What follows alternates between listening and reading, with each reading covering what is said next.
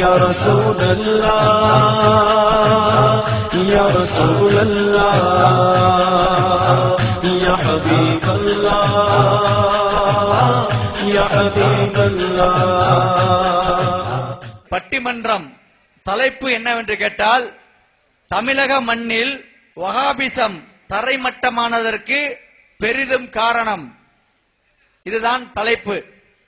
தமிழக மண்ணில் வஹாபிசம் தரைமட்டமானதற்கு பெரிதும் காரணம் மக்களின் விழிப்புணர்வா, வஹாபிகளின் சுயநலமா என்று இரு அணிகள் இங்கே வாதிட இருக்கின்றார்கள். இந்த விவாத மேடைக்கு, இந்த பட்டிமன்ற மேடைக்கு தலைமை பொறுப்பேற்ற வந்திருக்கின்ற நடுவராக சுன்னத் ஜமாத் ஐக்கிய பேரவையின் போற்றுவதற்குரிய தலைவர் அபுதலாயில் மௌலவி அல்ஹாஜ் ஷேக் அப்துல்லா ஜமாலி ஹசரத் அவர்கள் இதற்கு நடுவராக இருந்து இந்த நிகழ்ச்சிக்கு தலைமை பொறுப்பேற்கின்றார்கள் என்பதை மகிழ்ச்சியோடு தெரிவித்துக் கொள்கின்றோம். ஒரு விறுவிறுப்பான நிகழ்ச்சி நடைபெற்றுக் கொண்டிருக்கும் பொழுது நாம் ஆர்வத்திலே, சந்தோஷத்திலே நாம் உற்சாகம் அடைவது வழக்கம்தான். அங்கே கை தட்டுவதற்கு பதிலாக நாரே தக்பீர் அல்லாஹ் என்ற முழக்கங்களை முழங்க வேண்டும் என்று அன்போடு கேட்டுக்கொள்கின்றோம். அஸ்ஸலாமு அலைக்கும் வரஹ்மத்துல்லாஹி வபரகாத்துஹு. அல்ஹம்துலில்லாஹி ரப்பில் ஆலமீன். வஸ்ஸலாத்து வஸ்ஸலாமு அலா சய்யிதினா முஹம்மதின் வ அலா ஆலிஹி வ ஸஹ்பிஹி அஜ்மஈன். வமா தௌஃபீகி இல்லா பில்லாஹ். லா ஹவ்ல வலா குவத இல்லா பில்லாஹில் அலிய்யில் அஸீம். சுப்ஹானக லா இல்ம லனா இல்லா மா அல்லம்தனா இன்னக அன்தல் அலீமுல் ஹகீம். புனிதமிக்க நிகழ்விற்கு வருகை புரிந்திருக்கின்ற கண்ணியத்திற்குரிய உலமா பெருமக்களே, சமுதாய தலைவர்களே, ஆண்டோர்களே, சான்றோர்களே, பரபரப்பான பட்டிமன்றம் இப்போது தொடங்கவிருக்கிறது. பட்டிமன்றத்துடைய தலைப்பு, தமிழக மண்ணில் வஹாபிசம் தரைமட்டமானதற்கு பெரிதும் காரணம் மக்களின் விழிப்புணர்வா, வஹாபிகளின் சுயநலமா? இப்ப இதுல நீங்க வழங்கிக்கிறதுலாம் ரெண்டும் தான் காரணம் அப்படின்ட்டு. இப்ப பிரச்சனை என்ன, எது அதிகமான காரணங்கிறது தான். மக்கள் விழிப்புணர்வோடு இருந்தாங்க, அதனாலதான் செத்து மடிந்தது இந்த வஹாபிசம், சந்தேகமே கிடையாது. அந்த மாதிரி வஹாபியருக்குள்ள சுயநலம், மதுஹப குறை கூறிக்கிட்டு ஏன் இப்படி நாளாக பிரிஞ்சு நிக்கிறேன்னு சொல்லிக்கிட்டு 40 பிரிஞ்சு போனாங்க, 400 பிரிஞ்சு போனாங்க. காரணம் பணம், பதவி, கர்வம், இதுதான் சுயநலங்கள். அதனாலேயே அவங்க விழுந்து போனார்கள். வஹாபிசம் இந்த தமிழக மண்ணில் செத்து மடிந்தது, வேரோடு வேரடி மண்ணோடு குழி தோண்டி புதைக்கப்பட்டது. பெரிதும் காரணம் என்ன, அதற்கு விவாதிக்கத்தான் இந்த பெருந்தகைகள், சிந்தனையாளர்கள்லாம் குழுமி இருக்கிறாங்க. பொதுவா ஒரு கருத்தை சொல்றதுக்கு பல்வேறு வழிமுறைகள் இருக்குது. பொதுக்கூட்டம், கருத்தரங்கம், கவியரங்கம், அதில் ஒன்றுதான் பட்டிமன்றம். இரு கருத்துக்கள் மோதனா தான் உண்மை பிறக்கும். இரு கைகள் மோதுகின்ற போது ஓசை பிறக்கிறது, இரு கற்கள் மோதுகின்ற போது தீ பிறக்கிறது, இரு கருத்துக்கள் மோதுகின்ற போது உண்மை பிறக்கும். அதனாலதான் இந்த பட்டிமன்றம். எந்த ஒரு அரங்கத்திற்கும் இல்லாத ஒரு மௌசு, ஒரு வரவேற்பு இந்த பட்டிமன்றத்துக்கு இருக்குது. கருத்தரங்கத்துக்கு இவ்வளவு வரவேற்பு இருக்காது, கவியரங்கத்துக்கு அவ்வளவு இருக்காது, பட்டிமன்றம்டா அவ்வளவு ஒரு வரவேற்பு. காரணம் என்ன, இதனாலதான் சண்டை போட்டுக்கிட்டு இருக்காங்க. பொதுவா நம்ம ஆளுக்கு யாரா சண்டை போட்டா வேடிக்கை பார்ப்பாங்க, வேலையெல்லாம் மறந்துட்டு சண்டை பார்த்துக்கிட்டே இருப்பாங்க. அப்படி ஒண்ணு இருக்கு. கணவனும் மனைவியும் சண்டைங்க, திடீர்னு மனைவி சொன்னாங்க சண்டை நிறுத்துங்க அப்படின்ட்டு. கணவருக்கு ரொம்ப சந்தோஷம், பரவாயில்லையே மனைவிக்கு ஞானோதயம் வந்துருச்சுண்டு. என்னன்னு கேட்டா அந்த மனைவி சொல்றாங்க, இப்ப பக்கத்து ஊர்ல சண்டை நடக்குது, 2 பேரும் அதை பார்ப்போம், முடிஞ்ச பிறகு நம்ம சண்டை ஆரம்பிக்கலாம் அப்படின்னாங்க. இது சண்டைக்கு அவ்வளவு ஒரு இது இருக்கு.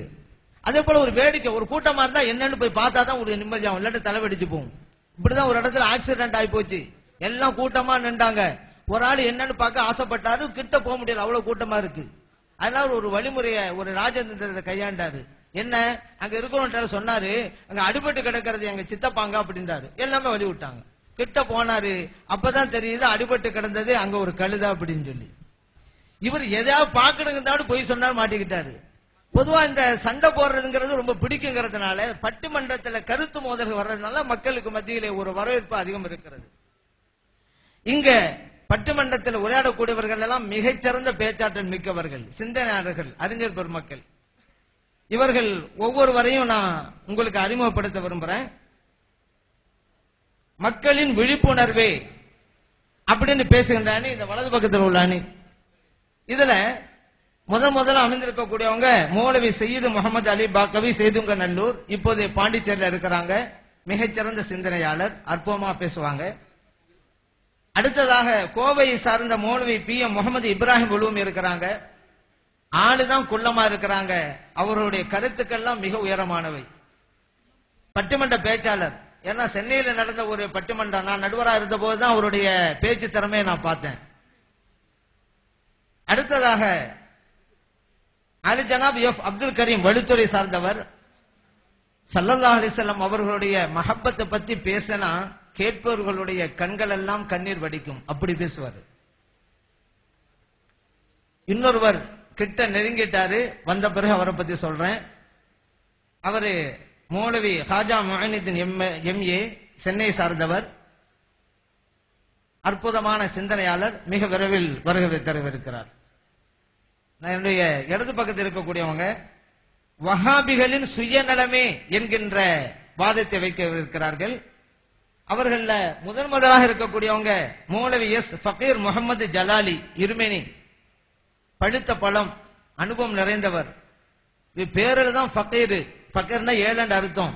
கருத்துக்களை வாரி வழங்குறதுல கனி, பணக்காரர், நிறைய விஷயங்களை சொல்லுவார். அடுத்து மௌலவி ஏ அப்துல் மாலிக் சிராஜி கோவையை சார்ந்தவர். கோவை மாநகரத்தில் வஹாபிகளுக்கு சிம்ம சொப்பனம் அவர் தான் இருந்துட்டு இருக்கிறாரு. அவருடைய பேச்சு மக்களால் பேசப்படும், அந்த அளவுக்கு பேசுவார். அடுத்து மௌலவி AMK மஸ்தான் மஹதரி கடைநல்லூர், இந்த மாநாட்டுக்காக வேண்டி கடுமையாக உழைத்தவர். காயல்பட்டணம் மஹதராவில் நான் ஓதி கொண்டிருக்கும் போது அவரும் ஓதிக்கிட்டு இருந்தாரு. எனது மாணவ பருவத்த நண்பர், சிறந்த சிந்தனையாளர்.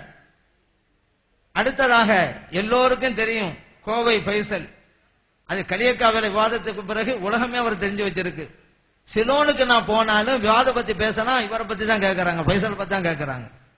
அப்படி ஒரு முக்கியமான இடத்தை பெற்றுட்டாரு. அவரும் தன் வாதத்தை வைக்கவிருக்கிறார். இரண்டு அணியை சார்ந்தவர்களும் தங்களுடைய தலைப்புக்கு தகுந்தவாறு ஒட்டியும் பேசணும், எதிராளுடைய கருத்தை வெட்டியும் பேசணும், சான்றுகளையும் சொல்ல வைக்கணும், மற்றவங்க பதிலும் சொல்லணும். இதுல ஒரு வித்தியாசமா நடக்கும். தலைவருக்கு மட்டும்தான் ரெண்டாவது சுற்று கொடுப்பாங்க. இங்க எல்லாருக்குமே ரெண்டாவது சுற்று இருக்குது. நேரத்தை சுருக்கியாச்சுங்க. முதல் சுற்றுல ஒவ்வொரு ஆளுக்கும் 8 நிமிஷம், இரண்டாவது சுற்றுல ஒவ்வொரு ஆளுக்கும் 7 நிமிஷம்.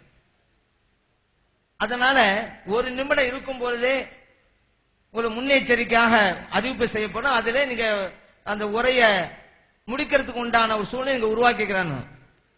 நீங்க பேசிக்கிட்டே இருந்தீங்களாக்கா அப்புறம் கடைசியில மைக்க உங்ககிட்ட தந்து நீங்களா முடிச்சுக்கிட்டு உட்காருங்க அப்படின்னு சூழ்நிலை உருவாக்கி விடாதீங்க.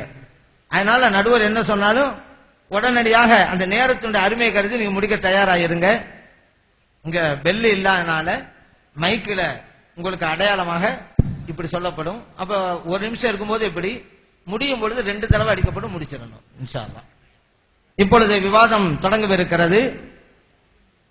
தமிழக மண்ணில் வஹாபிசம் தரைமட்டம் ஆனதற்கு பெரிதும் காரணம் மக்களின் விழிப்புணர்வா வஹாபிகளின் சுயநலமா என்ற தலைப்பில் மக்களின் விழிப்புணர்வே என்று வாதத்தை முன்வைக்க வருகிறார் மௌலவி சையீது முகமது அலி பாக்கவி ஹலரத் அவர்கள். அல்ஹம்துலில்லாஹி ரப்பில் ஆலமீன் வஸ்ஸலாத்து வஸ்ஸலாமு அலா ரசூலிஹின் நபியில் கரீம் வ அலா ஆலிஹி வ ஸஹ்பிஹி அஜ்மஈன், அம்மா பஅத். அன்பிற்குரிய இஸ்லாமிய பெரியார்களே, எல்லோரையும் தனித்தனியாக வரவேற்பதற்கு நிமிடங்கள் போதாதால் இவ்விழாவிற்கு வருகை தந்திருக்கக்கூடிய அனைவரையும் வரவேற்று சலாம் கூறி இந்த உரையை துவங்குகின்றேன். அஸ்ஸலாமு அலைக்கும் வரஹ்மத்துல்லாஹி தஆலா வ பரகாத்துஹு. நடுவர் அவர்களுக்கு ஒரு சின்ன விண்ணப்பம். அவங்க பக்கத்தில் ஏதாவது பொருள்கள் கீழே விழுந்தா கூட டம்முன்னு சத்தம் கேட்டுரும். அப்புறம் நான் முடிஞ்சு போச்சு பொழுதுன்னு நினைச்சிடக்கூடாது. அதனால பொருள் எதுவும் கீழே விழாத அளவுக்கு நடுவர் பார்த்துக் கொள்ள வேண்டும். அந்த சப்தம் மைக் வழியாக வராம பார்த்துக் கொள்ளணும். உங்க காதுகளையும் நன்றாக தீட்டி வச்சுக்கிறங்க. அன்பிற்குரியவர்களே, ஆரம்ப